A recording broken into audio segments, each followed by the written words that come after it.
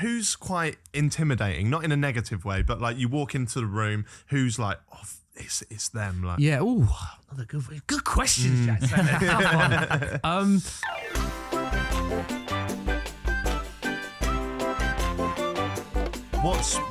What would you say has been your greatest interview to date? Whether that means your performance, how you were, or the interviewee. It's a tough one.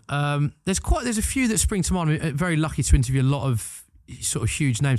The one that stands out is Jurgen Klopp. I did an interview with Jurgen Klopp where we were asking him some of the most searched questions on the internet, and it was.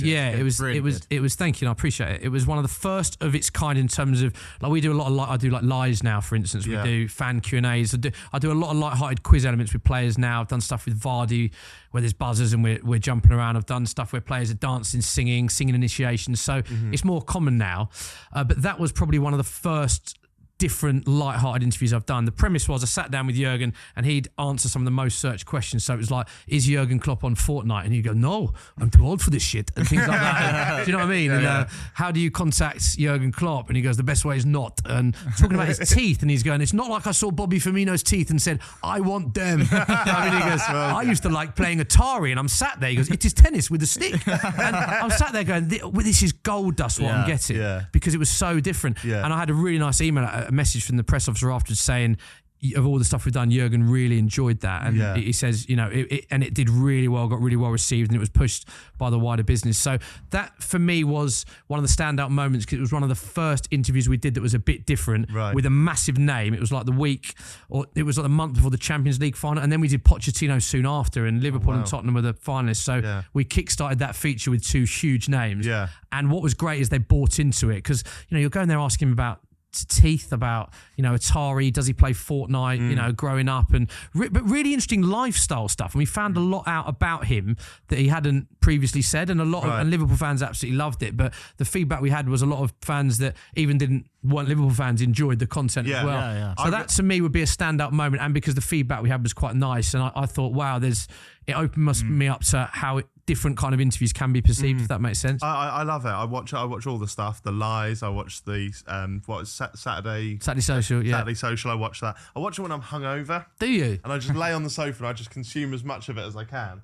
It's good fun. I find that what you're great at with content like that, like asking Klopp sort of stuff that's not about football, different stuff. This is what we love doing on the podcast. And I feel like these guests, they like talking about different things. You know what I mean? They're probably asked about Liverpool's season and that so often, and that is a big part of your job, and there's definitely a market for it, obviously. But to hear Klopp even mention the game Fortnite is funny in itself. So I think you're really good at it, and other people who are good at it as well. Like I think Tubes is really underrated. I'd agree, because the big names in football just warm to him so much. Like Robbie Knox is a good interviewer as well, and so there's that Soccer AM show. They do throw off a few gems, don't they? I'd agree, and I think it's interesting you saying that, how you consume it and stuff. But the Jurgen Klopp one for me was, that's probably one of my standout interviews, but also one of my favourite, because afterwards it was just like we were talking about films within it and stuff, and he likes thrillers, and I was like, so do I, and ones with the storyline.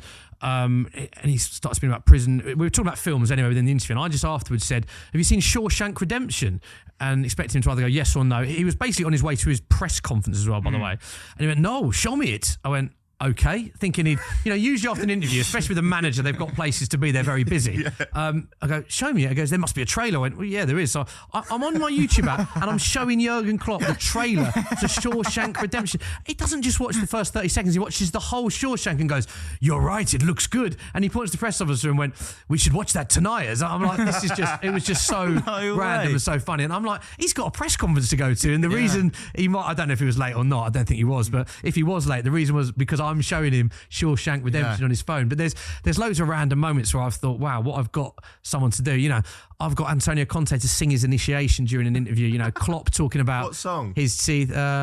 Just one cornetto, I think it was. The Italian. Just one cornetto. I think it was that. It was an Italian song, but he started singing it. Jurgen Klopp talking about his teeth. I've talked.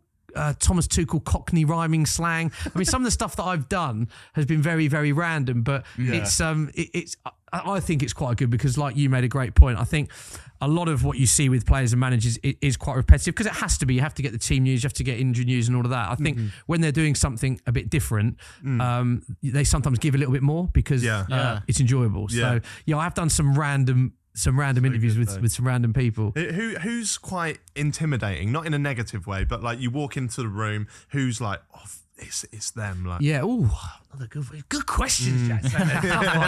When I interviewed Pep Guardiola, I was definitely like, and again, really went well. Had a good experience with him, but I was definitely like, wow, that's Pep Guardiola. Like in terms of the aura of him, like player, manager, like legend. I definitely felt that legendary status vibe, aura from him. Do you know what I mean? Is he? What's he like off camera? Is he a nice guy? It was one of them where I wasn't with him too long. It was in there. A lot of these times you literally get a 10-15 minute access. So it's very rare afterwards they stick about to watch a trailer of Shawshank Redemption, for instance. That's why it sticks in my mind. So I didn't have loads of time with Pep.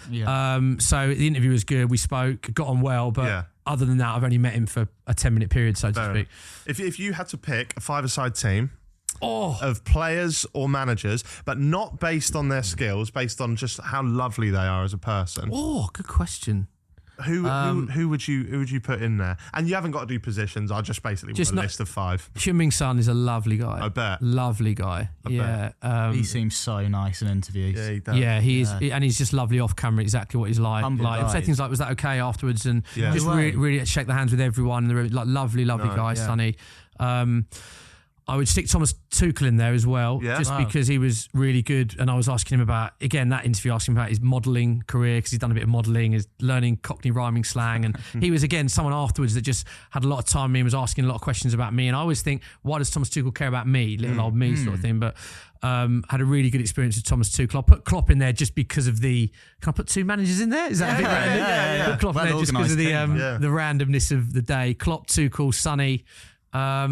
I've worked with a lot of the England boys. I've got to stick one of the England guys, Declan Rice. Yes, what a boy. Lovely. You must have worked with him. Yeah. Yeah, really nice guy. What's that, 4? There's someone obvious that I'm missing here. There must be someone obvious that I'm missing here.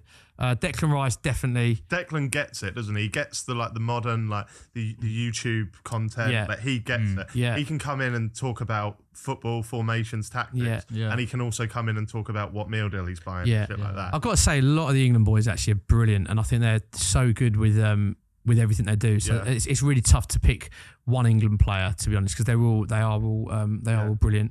I'm trying to think who else I was sticking there. Declan Rice, Thomas Tuchel. It's a random team, this, isn't it? Klopp, Sonny. Eberici Eze is a lovely guy. Oh, really? Lovely.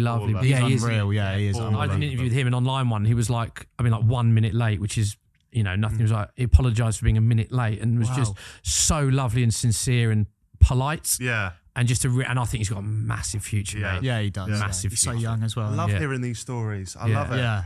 Yeah, because some misconceptions of footballers that they don't have character and they don't. But I reckon 99% of the footballers I've been lucky to work with have just been lovely guys. Yeah, I've never had a bad experience in terms of something. I've had times my phone went off with David Ginola or issues with the shoot itself, if the sound is an issue, but I never have an issue with I've really not got on with that person and it's a really good point you make. There are persona with certain people, but it's until you meet that person, I don't think you should ever judge until you've met that person. Moussa Dembele actually was a lovely bloke when he made a point of shaking hands with, I think it's something Poch installed or one of the managers there, but shaking hands of everyone in the room. That's nice. Really nice. Yeah. Noble did that. I did a Sport Bible thing with him, and he came in, he shook hands with everyone when he arrived and everyone when he left. Nice touch. Yeah. I think your interviews do show that other side of players as well, because I think you can, Thomas Tuchel, I would think is a really serious guy.